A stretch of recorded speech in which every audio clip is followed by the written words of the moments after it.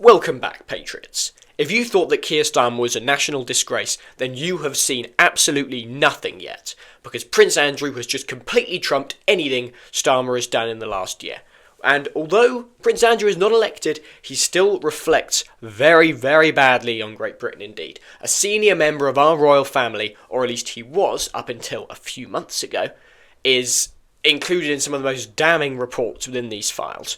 He is put in embarrassing positions, compromising positions, as well as very shocking and potentially very disturbing positions also. Although we must say straight off the bat that Prince Andrew has not been charged with any crime, and we are not alleging any crime here.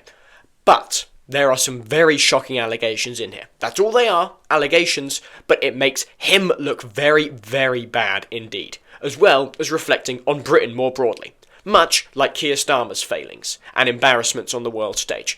The first allegation to get into is surrounding a truly appalling case of Buckingham Palace being a location that Prince Andrew thought he could simply invite Jeffrey Epstein to.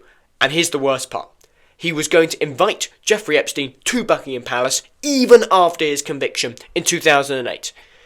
Now, what we can pick up from these files is that in about 2010, some emails were sent from Andrew, and he essentially appears to be inviting Jeffrey Epstein to Buckingham Palace, where there was, and I quote, lots of privacy, about a month after Epstein had finished his house arrest following his 2008 conviction.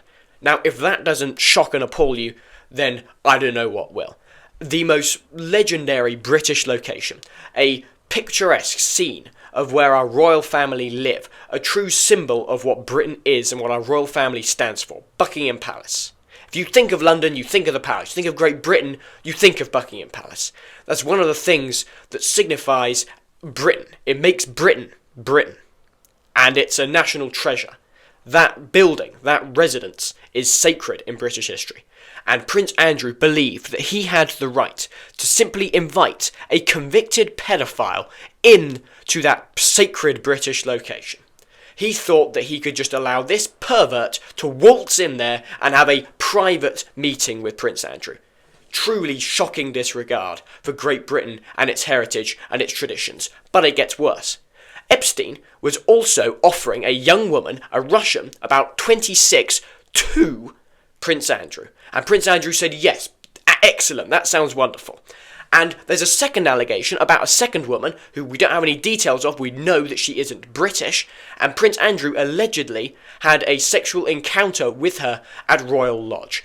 Now, again, it's all allegations. We don't have any evidence for it. Prince Andrew maintains that he has done nothing wrong.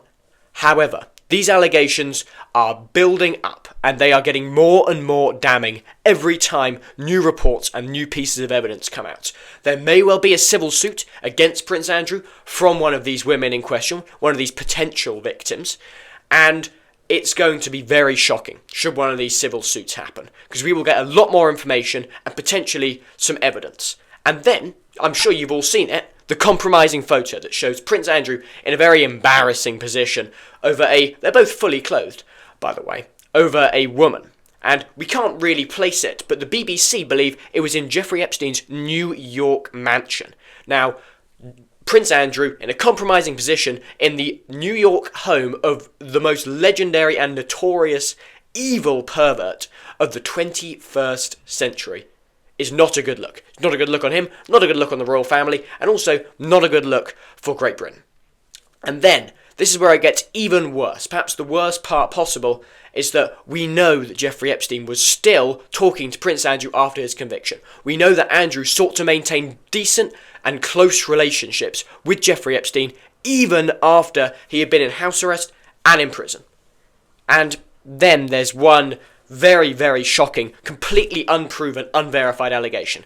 And it's a set of emails from 2020 that suggest that Prince Andrew was, and I quote, an accessory to the death of a trafficked girl by Ghislaine Maxwell. And we don't know if this is true at all. There is no evidence and there has been no charge filed. But it is a deeply disturbing allegation. And I know, you can think on that. It is horrific, it is horrendous, as is much of the material on here. But what is for certain is that Prince Andrew is a national embarrassment and a disgrace. And frankly, he should leave the country and never return.